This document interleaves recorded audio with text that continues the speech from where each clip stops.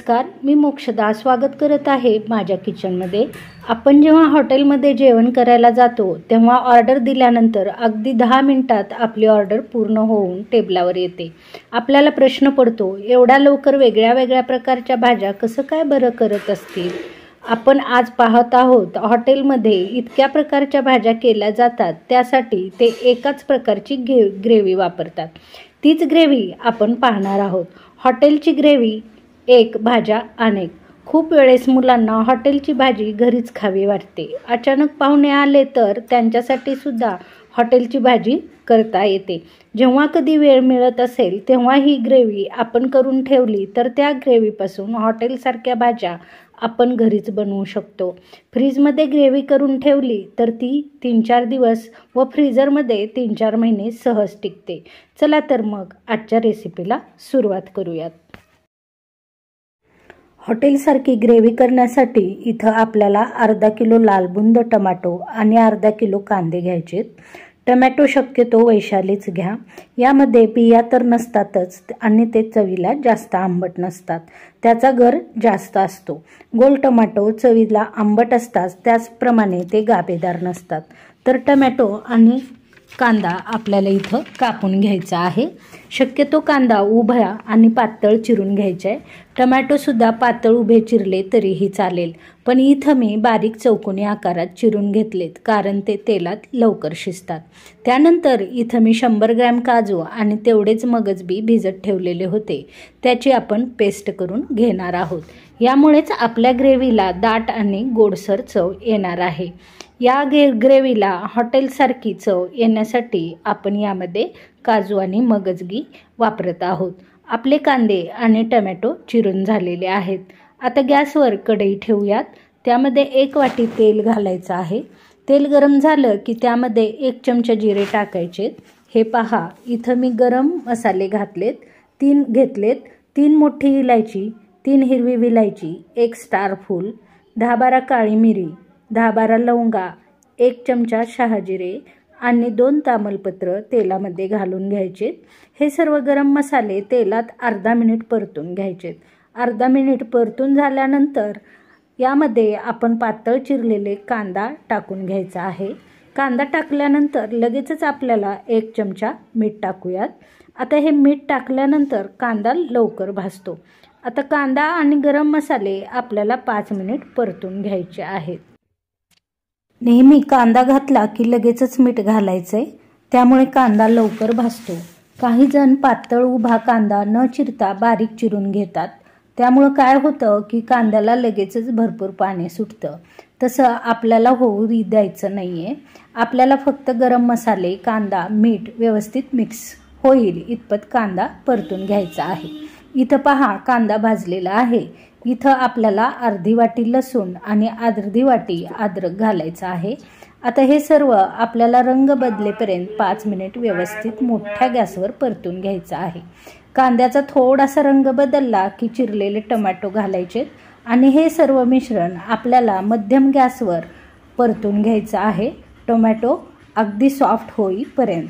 आता कांदा, गरम मसाला, टोमॅटो याला पाणी सुटलं की गॅस एकदम मंद करायचा आहे आणि हे सर्व मिश्रण आपल्याला शिजू द्यायचं आहे। कांदा आणि टोमॅटो अशा प्रकारे शिजल्याने ते मऊ तर होतातच, त्याचप्रमाणे त्याचा उग्र वास सुद्धा निघून जातो।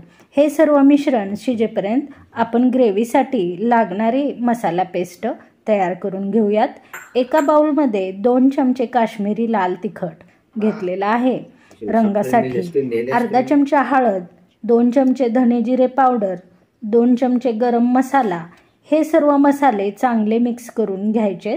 आता व्यवस्थित मिक्स झाल्यानंतर यामध्ये वाटीभर पाणी घालायचं आहे।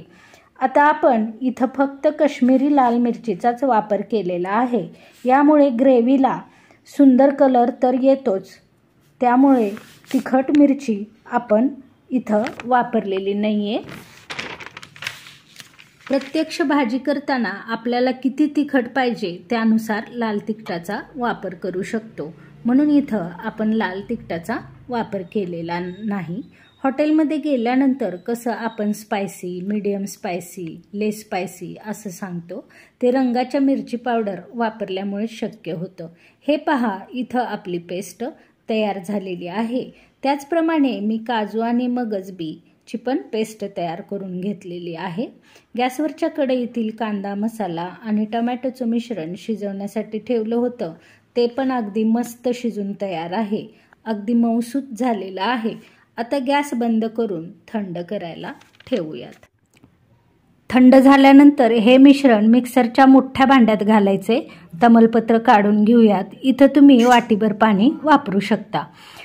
मी इथं पाणी अजिबात वापरलेलं नाही, कारण ग्रेव्ही पाणी वापरल्यास जास्त टिकत नाही. त्यामुळेच मसाले भाजताना मी तेल जास्त वापरलेलं आहे. ही पहा, आपली पेस्ट तयार झालेली आहे. ही पेस्ट बारीक झाली असली तरी आपल्या भाजीची ग्रेव्ही आणखीन सिल्की आणि सॉफ्ट होण्यासाठी आपण ह्या पेस्टला गाळून घ्यायचं आहे. एक गाळणी घेतलेली आहे. त्या गाळणीखाली एखादं पसरट आकाराचं भांडं ठेवलेलं आहे आणि ह्या गाळणीवर मी ही तयार केलेली पेस्ट टाकून घेत आहे आणि पळीच्या साह्याने त्याला दाबून गोल आकारात फिरवत पेस्ट गाळून घेतलेली आहे. अशा प्रकारे पेस्ट गाळून घेतल्यानंतर ज्या डिशेस बनतात त्या डिशेस अगदी सॉफ्ट आणि सिल्की असतात. तर ही पेस्ट मऊ आणि सॉफ्ट गाळल्यामुळे होते. त्याचप्रमाणे मटर पनीर, मटर मलाई पनीर, पनीर लबाबदार ह्या भाज्यांची ग्रेव्ही बघा खूप मऊ आणि सॉफ्ट असते. ती अशी गाळून घेतल्यामुळेच आता आपल्याला काजू मगजबीची पेस्ट, मसाला पेस्ट आणि कांदा टमॅटोची पेस्ट परतून घ्यायची आहे. त्यासाठी आपल्याला एका गरम कढईमध्ये वाटीभर तेल टाकायचे. ह्यामध्ये मसाला पेस्ट टाकून तेल सुटेपर्यंत मंद गॅसवर एकसारखं ढवळत परतून घ्यायचं आहे. हे पहा, मसाल्याने तेल सोडलेलं आहे. मस्त मसाल्याचा वास येत आहे. ह्या स्टेजला आपल्याला कांद्याची तयार केलेली पेस्ट यामध्ये घालायची आहे. ही ग्रेव्ही स्लो टू मीडियम फ्लेमवर एकसारखी तेल सुटेपर्यंत परतत राहायचं आहे. अशा प्रकारे सढळ हाताने तेलाचा वापर केल्याने ग्रेव्हीची सेल्फ लाईफ वाढते आणि तेलाचा जो तवंग आलेला आहे तो हॉटेलमध्ये गार्निशिंगसाठी वापरतात. तेल हे इथं प्रिझर्वेटिव्हचं काम करतं. त्यामुळे आपली ग्रेव्ही 2 ते 3 दिवस व्यवस्थित टिकते. ग्रेव्ही शिजत आहे. शिजताना त्याचे शिंतोडे बाहेर उडतात. त्यामुळेच आपण यावर झाकण ठेवायचं आहे आणि झाकण काढून अधूनमधून ग्रेव्ही हलवून घ्यायची आहे. अशी क्रिया आपल्याला 3 ते 4 वेळा करायची आहे. अर्ध्या तासाने हे पहा, ग्रेव्हीने कसे तेल सोडलेले आहे. आता ह्यामध्ये काजू मगजबीची पेस्ट टाकून घेऊयात. आता मात्र थोडंही न थांबता ग्रेव्हीची सतत ढवळत राहायचं आहे, नाहीतर काजूची पेस्ट तळाला चिटकेल. मंद आचेवर एकसारखं परतत राहायचं आहे. हे पहा, आपली ग्रेव्ही पूर्णपणे गोळा झालेली आहे. गॅस बंद करायचा आहे. थंड होण्यासाठी तेल ठेवून देऊया त्याला.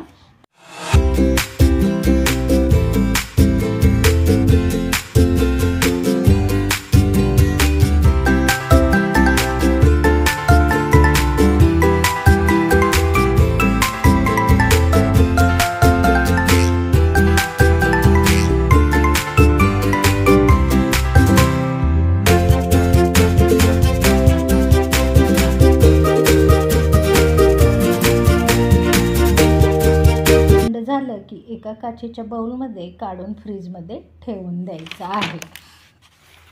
पाहताय ना, किती मस्त सॉफ्ट सिल्की आणि लाल भडक कलरची ग्रेव्ही तयार झालेली आहे. केव्हाही हॉटेल स्टाईल भाजी तयार करू शकता तुम्ही. लाईक आणि सबस्क्राईब करा. बेल आयकॉनचं बटन दाबा. माझी रेसिपी तुम्हाला कशी वाटली याचे कमेंट्स सेक्शनमध्ये तुम्ही मला कमेंट्स कळवू शकता. Thank you for watching my channel मोक्षदाज किचन.